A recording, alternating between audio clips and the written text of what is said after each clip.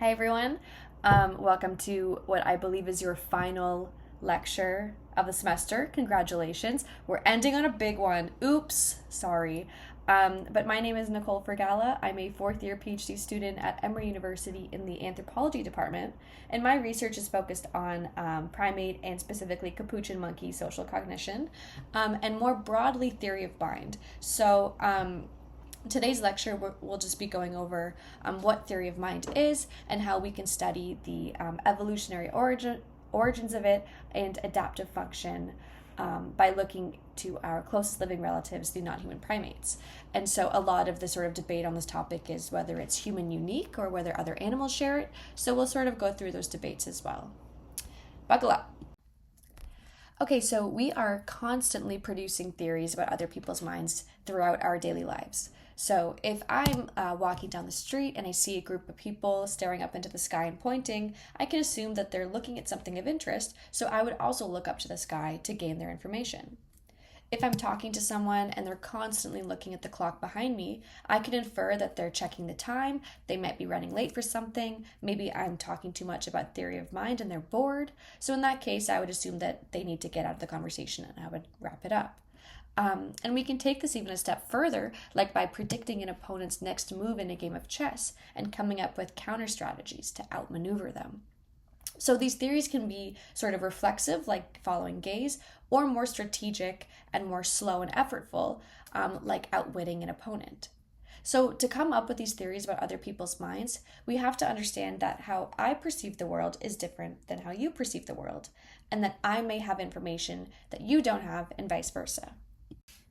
So this is what's called a theory of mind, which is understanding that others have mental states that may be different from your own or from reality. And so we can conceptualize theory of mind as on a spectrum with different components of mental states across the spectrum, sort of building up in this representational complexity.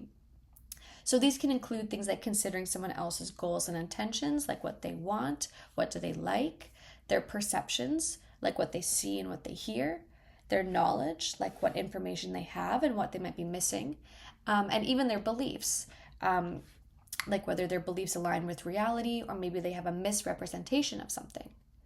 And so we can recognize that other people form different mental states about what they are currently perceiving about the world. And then we can track those mental states in others and use them to predict an individual's behavior and then respond accordingly to those mental states.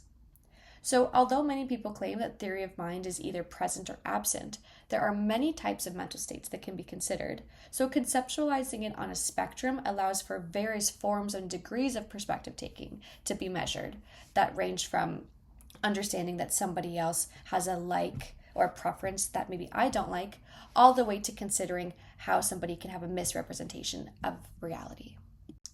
So across human development, basic forms of theory of mind begin to develop as early as 9 months old, with infants and children showing an early emerging sensitivity for sharing mental states with others, like using gaze or pointing gestures to jointly attend to a target, or understanding that others have goals and desires that guide their behavior. So this can be also considered level 1 perspective taking, like considering what someone else can see. So a child would know that while looking at the table, the adult can only see one object, whereas from the child's perspective, they know that there are actually 2 objects on the table. And so it's not until the age of about 4 to 5 that children develop a more representational form of theory of mind, like being able to consider how something looks from another person's perspective. So despite these 2 individuals on the right here looking at the same number, the child is looking at a 6. But they would understand if they had a fully formed theory of mind that the adult would be seeing a 9. And so across sort of interdisciplinary fields like comparative cognition and evolutionary anthropology, there's been this continuous debate about what makes human cognition so unique and how humans were able to develop such expansive social and technological worlds. And a lot of this debate is about trying to find out what separates human cognition from that of other animals. And a capacity for a theory of mind has been at the center of this debate for over 40 years, with many people claiming that theory of mind is a human unique trait. But as we'll see, theory of mind can be expressed in various forms and to different degrees and recruited across different contexts. So instead of looking for evidence of a human-like theory of mind in animals, we need to consider what a species-specific and adaptive form of theory of mind would look like in each animal. So if we're interested in the origins and adaptive functions of theory of mind, we can look to our closest living relatives, the non-human primates. So in the late 80s and early 90s, Whiten and Byrne compiled a large database of anecdotes from primate researchers in the field and in captive settings of primates using deceptive tactics to outwit or outmaneuver group members, specifically in subordinate individuals, where the pressure of group life and access to limited resources would warrant a bit more strategic social maneuvering. So they termed this tactical deception, which they define as acts of the normal repertoire of the agent deployed in such a way that another individual is likely to misinterpret what that act signifies to the advantage of the agent. So they could break this down into passive and active deception. So passive deception is things like concealing behavior, like sneaky copulations, where lower ranking individuals will kind of sneak off outside of the visual access of the dominant male to mate outside of his knowledge. Also things like withholding food calls and sort of keeping information to oneself. And active deception is a bit more about distraction, things like false alarm calls, like trying to divert attention elsewhere so that you can sort of access limited resources. So the question is whether these individuals are actually considering the visual and knowledge-based mental states of their group members, or if they've just learned over time that by associating these behaviors with different contexts, they can sort of get a specific outcome. So these anecdotes also got a lot of critiques, saying that it also could be reporter bias, or maybe scientists are being a bit too anthropomorphic and sort of looking at primates through a more human lens, rather than systematically measuring what's actually going on. So to kind of overcome these alternative explanations, we can test these types of perspective taking using field experiments. So field experiments are a very challenging but incredibly vital method for systematically testing a natural behavior in the wild, where we can have a bit more experimental control to sort of systematically test our hypotheses that were kind of first observed via observations or anecdotes from the field. So one form of deception that we just talked about in Byrne and Whiten's database of anecdotes was active deception, and an example of this is false alarm calls. So primates have a variety of anti-predator calls, where if they see a predator or danger, one or a few individuals will produce the call, and then others will react by retreating or going to investigate the whereabouts of the predator. So deceptive use of these vocalizations would be producing an anti-predator alarm call in the absence of predators. So in this study, the researcher had feeding platforms that were baited with food. And in some conditions, there were one or two platforms, resulting in less food. And in other conditions, there were multiple platforms that were more spread out and that were baited or provisioned with lots of food options. And so they found that subordinates produced more false alarm calls when presented with less feeding platforms, suggesting that when food was limited and could be easily stolen for oneself, capuchins attempted to get group members' attention away from the food so that they can monopolize it themselves. And we saw this mostly when there was only a few feeding platforms versus when there were more feeding platforms that were spread out, where more individuals could get the food. So a mentalistic explanation of these results would be that capuchins are intentionally providing wrong information to induce misrepresentations of a predator presence or food availability to group members. And so in this case, capuchins would be strategically and flexibly providing misinformation in contexts that would benefit them. So in a sense, they're sort of tricking individuals by producing this false sense of danger. But a non-mentalistic explanation or an alternative explanation would be things like associative learning or previously learned behavior rules. So maybe over time, subordinate capuchins sort of learned that when a false alarm call is heard, when an alarm call is heard, dominants would run towards the call. And maybe they learned over time that, when I produce a call, everybody runs this way, so then I'll run that way. So either way, this is still what I would argue to be really sophisticated social maneuvering.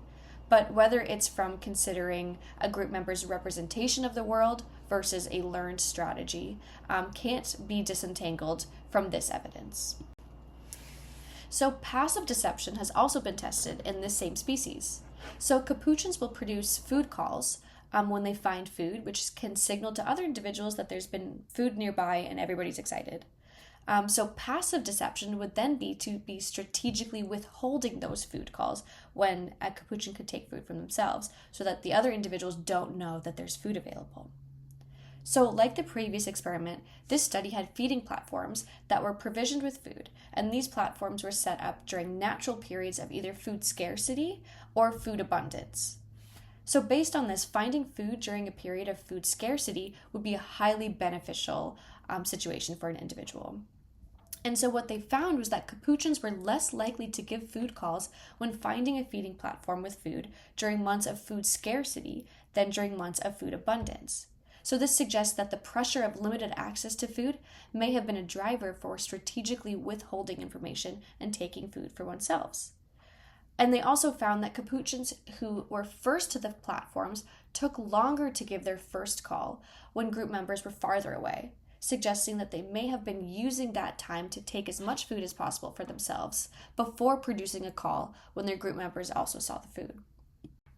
But of course, there can still be multiple explanations. So a theory of mind explanation would be that capuchins were intentionally withholding information, so group members stayed unaware of the presence of food.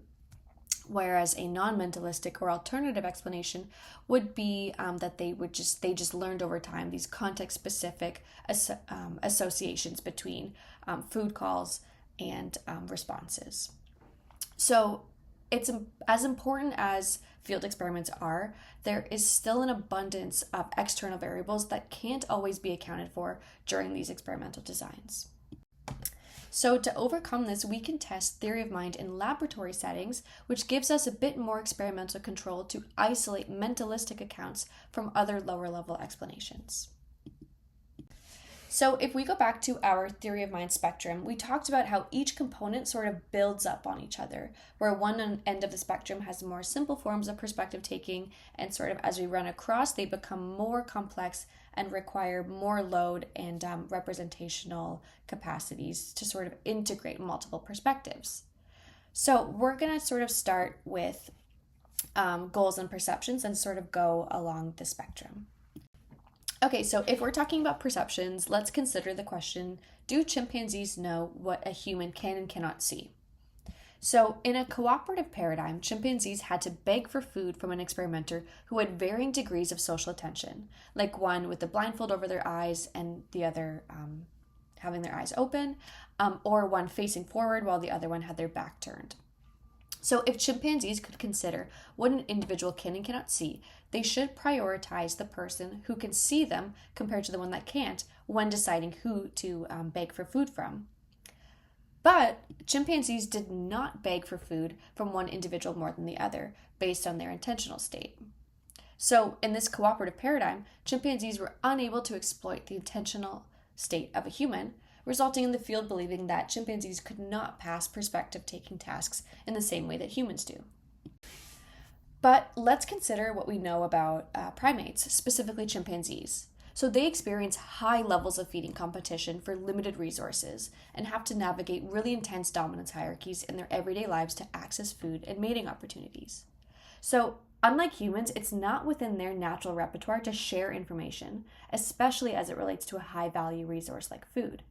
So instead, their social cognition may be best suited for competition, such as exploiting someone's mental state or concealing their own, rather than sharing mental states.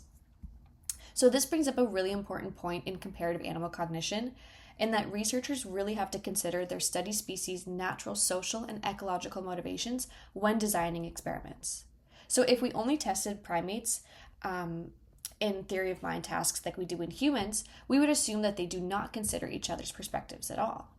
But in actuality, we're just not asking the questions in a way that primates can understand. So this began a really exciting shift into sort of implementing ecological validity into experimental designs, meaning making these experiments as relevant to the species as possible.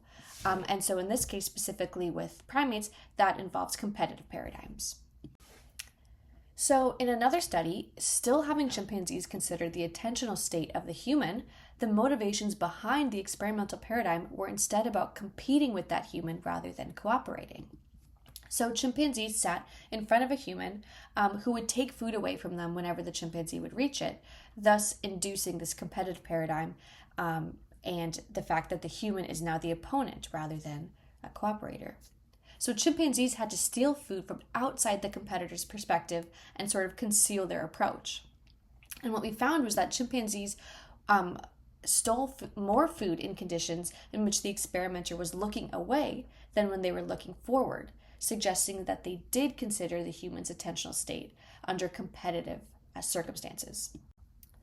So this shows that despite a similar experimental design, the motivations behind the paradigm were different, with competitive paradigms being highly motivating for chimpanzees, and where we're really seeing some exciting results in the field.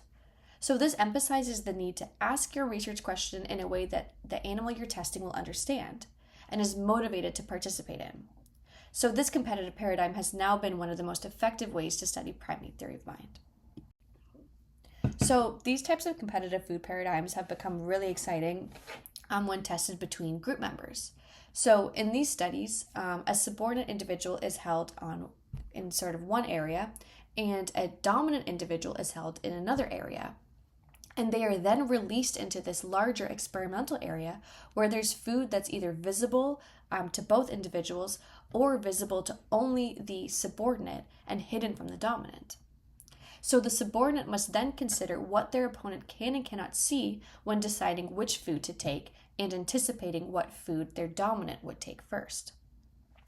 So one piece of food is either visible to the dominant and the subordinate, and the other is either visible to the it's only visible to the subordinate. So when released, the subordinate should prioritize the food that's hidden from the dominant, as they should know that the dominant cannot see that food and would probably go to the food that they can see. And so what we see is both chimpanzees and capuchins choose food that the dominant cannot see. So here's a quick video. So this would be the subordinate coming out. So there's food that's visible to both here and a piece of food that's hidden from the dominant but visible to the subordinate. So she comes out, she sees the dominant, and then she goes for the hidden food as the dominant goes for the visible food. So, of course, though, a non-mentalistic or alternative explanation would be that subordinates are just behavior reading. And, having a dominant kind of approach them would be intimidating, so maybe they're just kind of, as soon as they're released, they're just getting as much food as possible and then getting back away from the dominant. So one way to control for whether an individual or a subordinate is just avoiding a dominant is giving them a bit of a head start. So if a subordinate is released into the experimental area first, they would then have a bit more time to see the food, strategize, make their decision before an approaching dominant may have swerved their choice. So what we see with subordinate chimpanzees is that with the head start, they still chose the hidden food, which supports a more mentalistic explanation of these results. But unfortunately, subordinate capuchins did not strategically approach the hidden food first. So instead, they sort of approached both foods sort of at chance in the middle, and then as soon as the dominant came out, then they made their decision. So based on the capuchin's response to having a head start, their results are more aligned with a behavior reading, lower level explanation than mentalistic accounts. Okay, so let's now move away from perceptions and onto knowledge. So in the same competitive food paradigm, we can also test whether chimpanzees consider what another chimpanzee does or does not know, which is different from what they can and cannot see. So instead of seeing the food in front of them, dominants will either witness or not witness the food being hidden in the first place. So that's sort of more about knowing where the food is rather than actually seeing it. So in this case, the dominant here is on the right, subordinate's on the left, and there's two occluders. And so the dominant can't see what's behind these occluders. And so if you put food here, the subordinate can see, but the dominant can't. So what's interesting, though, is that the baiting procedure would be different. So if the dominant saw the baiting, or saw the experimenters put the food here, they would know that the food is still behind that occluder, even though they can't actually see it. But they saw the baiting procedure happen, so they know it's there. So, in the informed condition, dominants watched the food be hidden behind this occluder. And in the uninformed condition, this door was shut and the dominants did not witness the food be baited. So in the informed conditions, if subordinates know that the dominant knows where the food is, they should avoid that food. And in the uninformed condition, if the subordinate knows that the dominant does not know where the food is, then they should go for that food.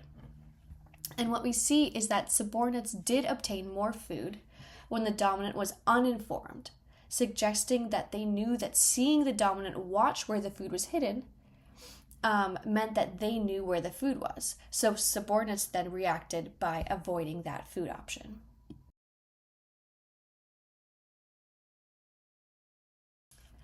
But again, a non-mentalistic explanation would be that subordinates are just intimidated by being in the same room as a dominant, and they would just take hidden food not because they attributed knowledge to that individual, but because they were retreating away from a dominant.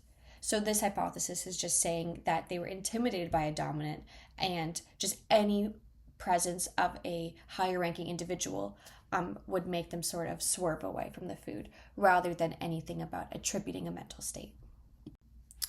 Okay, so they then did another study to control for this intimidation hypothesis. So in one condition, both the subordinate and the dominant witnessed the food be hidden. And in another condition, the subordinate and the dominant witnessed the food be hidden. But then that dominant was then switched for another dominant individual who did not witness that food. So in this case, the same intimidation from the dominant individual was still there. The subordinate was still competing against a dominant. But the only difference is that one of the dominants saw the baiting procedure, whereas the other dominant was naive to it. So results showed that subordinates still obtained more food when competing against a new dominant individual compared to their original dominant. So this suggests that they attributed knowledge to a specific individual based on whether or not that individual saw the baiting procedure or did not see the baiting procedure, rather than having them just respond to any sort of intimidation by any individual. Okay, so next we'll move on to belief attribution, which is one of the most complex forms of perspective taking because it involves understanding that others can have beliefs about the world that are not only different from yours, but actually can be misrepresentations of reality.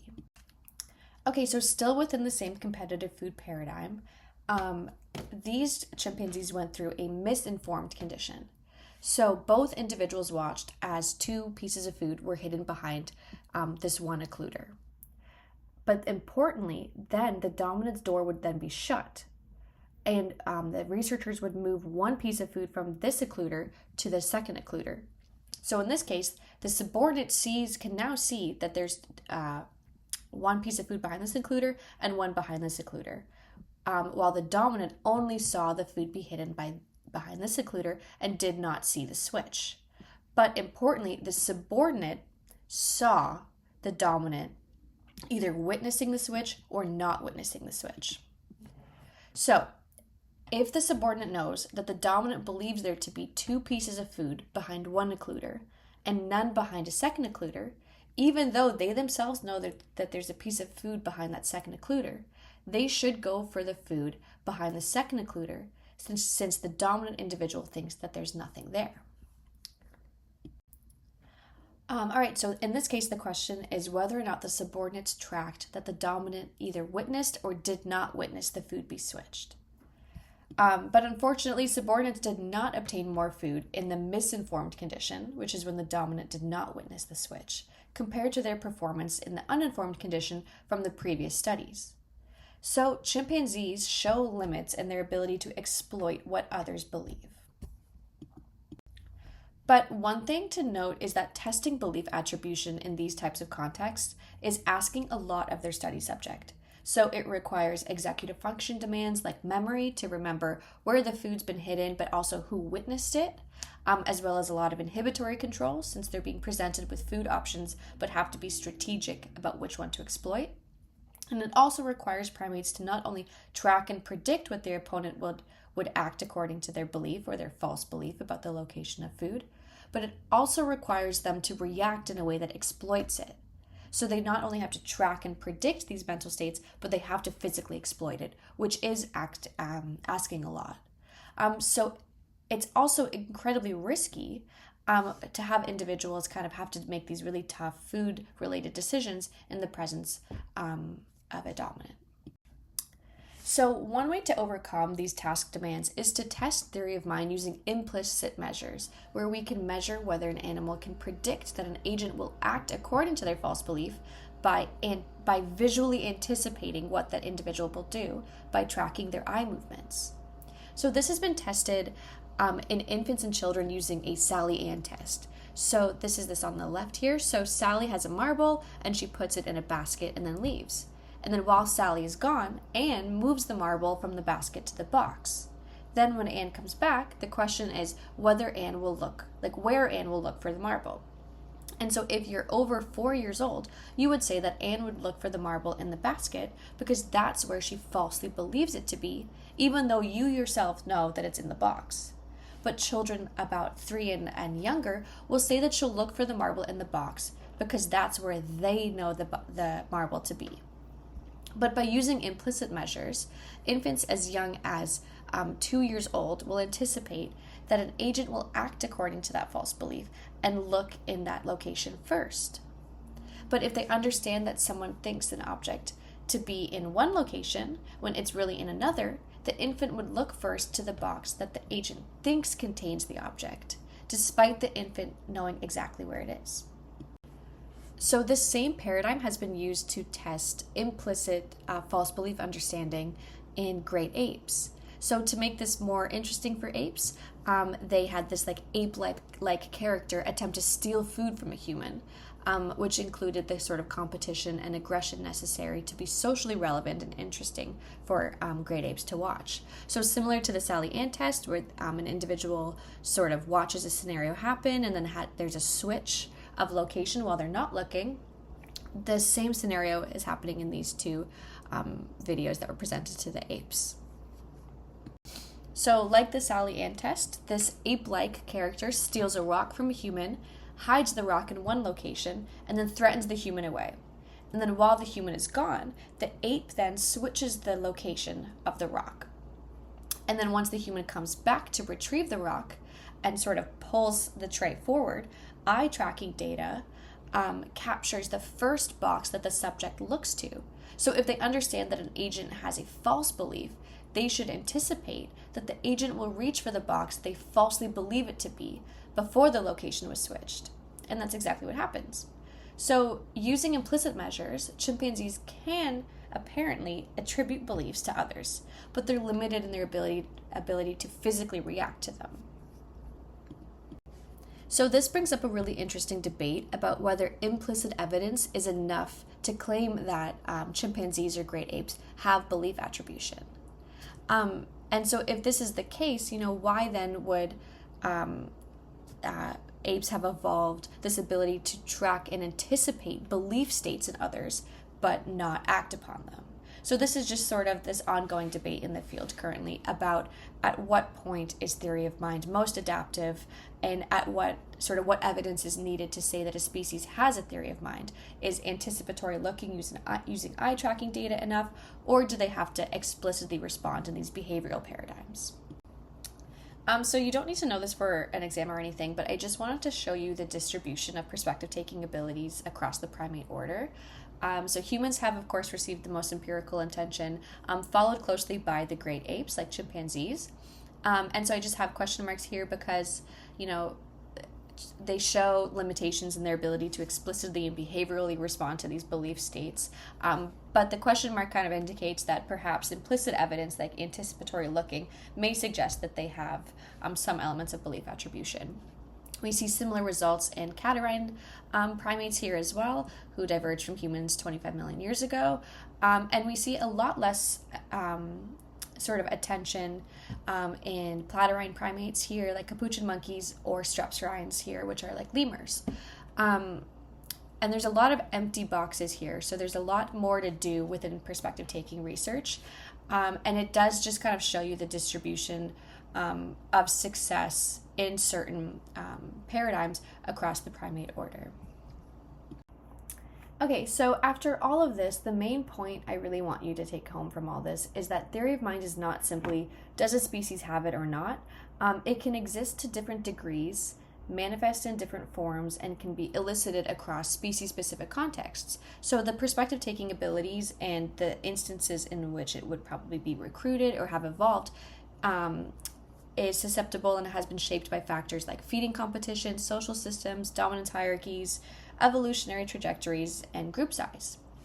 And so each species' theory of mind is adapted to their lives. So for humans, our theory of mind may have been evolved for distinctly human forms of cooperation, while for non-human primates, it may have evolved for competition and for outmaneuvering competitors.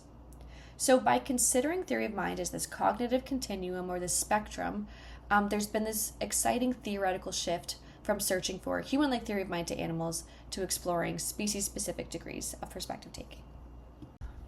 All right, so I'm almost done. To recap, there are multiple types of mental states, from perceptions to goals, knowledge, and beliefs, and we can measure these mental states in different ways, like implicit measures like anticipatory looking, explicit measures like these competitive food paradigms or behavioral experiments, or field observations and field experiments. And so if we're looking for theory of mind or perspective taking abilities in other species, we need to design species-specific experiments that reflect their social and ecological motivations in that experimental design, so that we can sort of make sure that what we're studying is when it would be naturally recruited and socially motivating for the animals.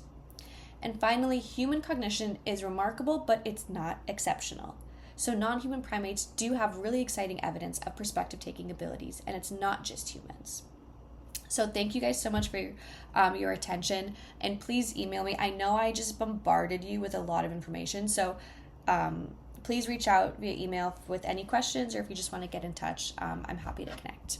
Okay, thanks for your attention. Bye! Hey, future Nicole here. If there's a star on the slide, it will probably be an exam question.